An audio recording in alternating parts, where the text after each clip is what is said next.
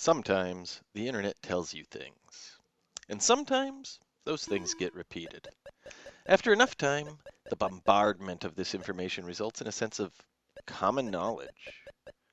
But sometimes it is a good idea to keep in mind that sometimes the internet may be wrong, or at the very least, what you receive from it may be incomplete.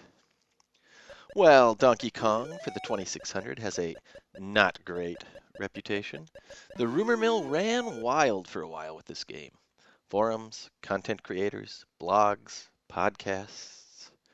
It doesn't take too much effort to find the phrase, or one similar in meaning to, Coleco's Donkey Kong port to the 2600 was intentionally bad so they could increase sales of their console, the ColecoVision, which was by far the paradigm of amazement as far as ports of this game are concerned.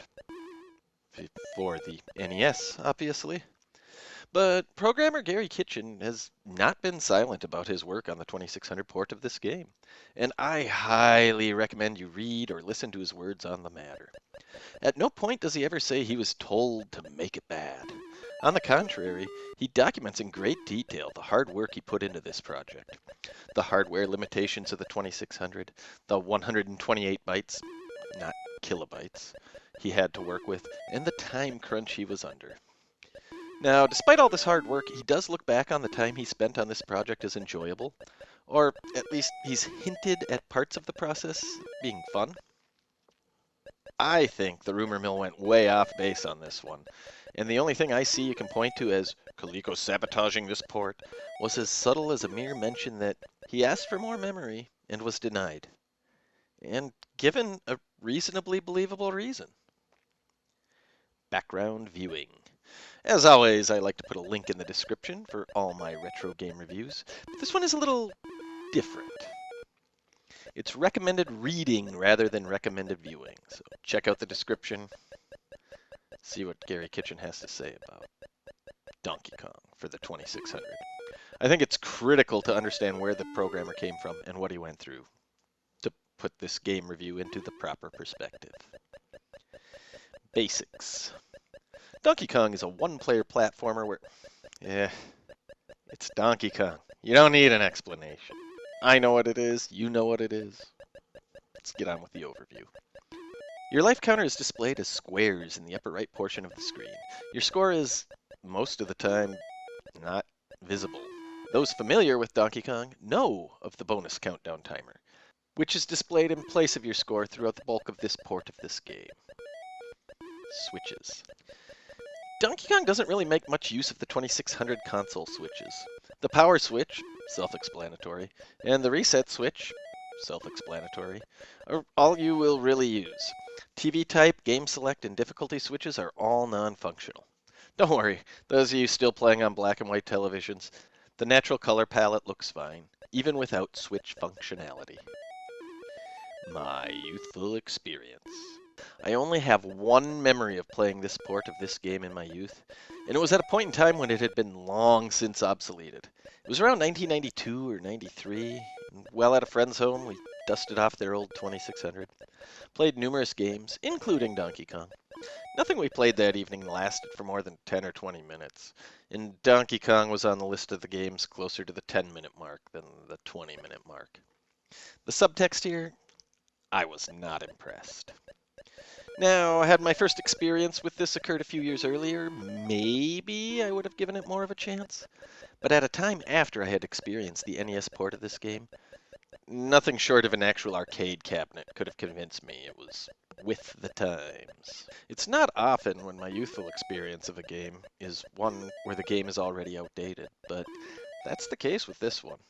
You may debate amongst yourselves all you want about whether this was good or bad upon its release, and I'll allow you to make your points on the matter. But I will interject if you don't add what is obvious to me, that it aged poorly, and it aged quickly. The look. There's some good and some bad when it comes to appearance. The girders, ramps look alright. If you read that link I provided, you'll even have an added appreciation for the slanted platforms in this stage. The ladders are fine. I mean, How can you screw that up? But seriously, the broken ladders and unbroken ladders are distinguishable, and because they have different purposes, this is a good thing. Pauline looks okay, but matching yellow skin and yellow hair, nothing popular could ever come from that. The drum at the bottom left is made with a minimalist approach. The barrels don't even interact with it. I feel anybody unfamiliar with all of the other versions of this game could be perplexed as to what it actually is. It has no functionality, looks more like a ladder than anything else, and could be downright mysterious to anybody without pre-existing knowledge of Donkey Kong. The fireballs look like a great 2600 representation of the arcade sprites. The rivets are acceptable, the barrels, passable, although the notable joke about Ritz crackers will forever be ingrained in my mind. And our beloved protagonist. What did Miyamoto want to name him? Mr. Video? Ah, they landed on Jumpman. Good choice. The Jumpman sprite looks great. Clearly limited, but this was some good sprite work for the time period and the hardware. Donkey Kong, well, to me, our antagonist looks like a placeholder sprite that just never got replaced with the real thing. 2600 gamers are no strangers to channeling their imagination, but when so much of the game is so presentable, the big ape just feels significantly out of place here. The animation frames are limited, and on some sprites, effectively absent. And maybe I'm giving a free pass when I shouldn't, but when put into the perspective, all the things I already mentioned about the development of this port, I'm not going to be fussy about the animation. I'll give the look a good rating, but I do so with blinders when it comes to the brutish Donkey Kong. Sound. Minimal but acceptable. The TIA audio actually does a decent job of mimicking Jumpman's running sound from the arcade. The brief jingle for jumping is satisfying, and the short ditty when meeting your doom is good too. This is a great example of an Atari game that does more with less when it comes to the audio department. You have no idea how much you will agree with me on this approximately 2 episodes from now. That's foreshadowing. I like the sound. Gary Kitchen did enough with it to add to the experience and managed to avoid cluttering my ears with a barrage of acoustics. Gameplay. The controls are actually really good. A brief acclimation period to develop familiarity with the jumping is likely, and, well, the formula for gravity in this game is a bit unnatural. If you suspend your disbelief, it plays pretty well. Collision detection with the ladders is more generous than some other ports of this game, meaning the precision you need to be lined up with the ladder is a bit more forgiving. This is welcome, as some ports of this game, with a more strict lining up of Jumpman with the ladder to use it, get frustrating.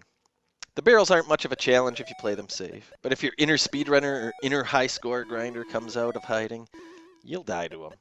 But if your goal is to survive, the barrel stage is not challenging. The fireballs on the rivet stage are mostly predictable, but don't get too comfortable. They will change direction, without warning, from time to time. And as they can outrun you, a poorly timed jump over one could result in a death that feels like no fault of your own. And this brings us to the balance of the challenge. Survival and progression is nearly a trivial challenge. Sans the fireball pseudo-RNG. Most deaths will feel like no fault of your own, and everything else lacks challenge. So remember that inner speedrunner or high score grinder you were suppressing just 90 seconds ago?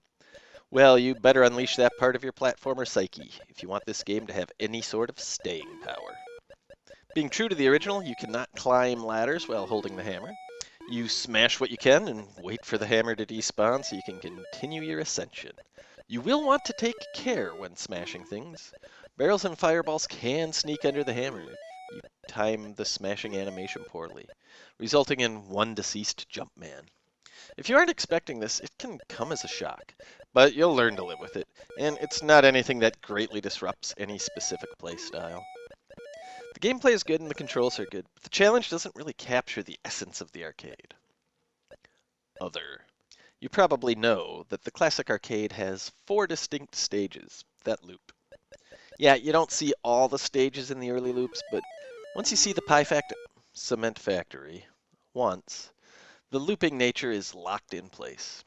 difficulty increases as you progress, and in general is a very difficult game, but very, very fun as well. Those that grind the arcade version for high score make it look elementary, but I assure you they put a lot of hard work into grinding for points. While all of the home ports in the early days lacked the Cement Factory stage, the 2600 port is even more limited, removing the stage with the springs as well. Barrels and rivets, rinse and repeat. The difficulty does not appear to increase, ever, at all, for a game that starts out relatively easy and ramps it up from 0 to 0 for as long as you play means you'll need to give yourself personal challenges to stave off the boredom. The one-player experience. Being a one-player game, we can proceed to the next topic. Who would like this? This is Donkey Kong. It is stripped down to the skeleton of what the arcade version provides, but it is not a cheap knockoff. It's recognizable in look and gameplay as Donkey Kong. To some small degree, in the sound department as well. It has a poor reputation for some valid reasons and some not so much. I don't think very many newcomers to the 2600 library will find this enjoyable for more than a couple of minutes. If it's a game you had in your childhood, especially if it was one of very few, I suspect you can still get enjoyment out of it. More so for the memories you associate with it than for the riveting gaming experience. Relevance today. Because of its poor reputation, this port of this game remains, albeit to a small degree, in the limelight. I don't see it as a bad game, so it has some good aspects and some poor ones. But despite the flaws, it's not even the worst home port of Donkey Kong from the early 80s. In my mind, this goes a long way to contradict that Coleco intended to make this port bad to increase sales of their console. The 2600 port should be the worst of the era based on hardware, but it's not. Let's let that sink in while we appreciate the effort put forth by one Gary Kitchen. It was such an ambitious undertaking to make a 2600 port of this without adding any chips to the software to make it more true to the original. That said, numerous other ports are all, in my opinion, more relevant and provide a better overall gaming experience. Overall, when I play 2600 Donkey Kong, it's difficult to keep going after a game or two.